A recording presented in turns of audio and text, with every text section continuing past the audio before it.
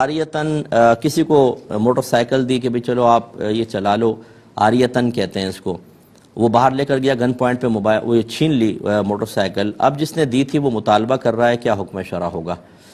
دیکھیں، سب سے پہلے ان چیزوں کے مسائل سیکھنے چاہیے، ان سب کی تعریفات، ان کی وضاحت، ان کے مسائل آپ کے ذہن میں ہونے چاہیے تاکہ اس کے مطابق، اس کے تقاضے کے مطابق آپ عمل کر سکیں۔ ہم پہلے سیکھتے نہیں، پھر ہم شریعت کو نظر انداز کر کے کہتے ہیں جو میں فیصلہ کر رہا ہوں وہ ہونا چاہیے۔ تو ہمیں معلوم ہونا چاہیے کہ امانت کا مفہوم کیا ہے، عاریت کا کیا ہے، قرض کا کیا ہے، اسی طرح مداربت ہے، شرکت ہے، کرائے پر چیز کو لینا دینا جس کو اجارہ کہا جاتا ہے،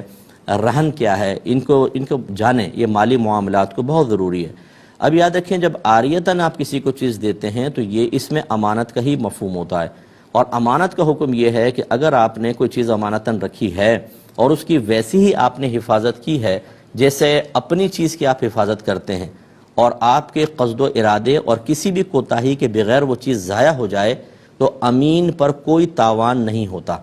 اب اگر سامنے والا لیتا ہے تو وہ غلط لے رہا ہے، بروز قیامت اس کو حساب دینا پڑے گا۔ اب چونکہ عاریت کے اندر وہی امانت والا مفہوم ہے، موٹر سائیکل دی تو یہ امانت تھی، اب وہ چلا رہا ہے آگے ڈاکو تو اپنی بھی اس کی چھین سکتی تھی، اس نے تو کوئی کوتاہی نہیں کی، لہٰذا یہ مانگ نہیں سکتا۔ بالکل مانگے گا تو گناہگار ہوگا۔ یہ پہلے اس کو مفہوم پتہ ہونا چاہیے تھا کہ امانت کو امانت اگر ضائع ہو جاتی ہے اور کوتاہی نہیں ہوتی تو آپ کا مانگنا جائز نہیں ہے۔ اب اگر مانگیں گے اور اس نے دے بھی دیا تو یہ آپ نے ناحق کسی کے سے زبردستی کوئی چیز لی ہے، بروز قیامت اس کا حساب دینا ہوگا۔ ہاں، یہ شخص اپنی خوشی سے، اپنی مرضی سے وہ نہیں مطالبہ کر رہا، تحفتاً گفٹ کچھ دے دے تو الگ بات ہے، لیکن اس کا بدلے کا قصد و ارادہ نہ کرے، کیونکہ وہ بدلہ اس پہ بنتا ہی نہیں ہے، تاوان ہے ہی نہیں، ٹھیک ہے نا، جرمانہ اس پہ کوئی عائد نہیں ہوتا۔ تو یہ امید ہے کہ آپ یہ مسئلہ سمجھ گئے ہوں گے۔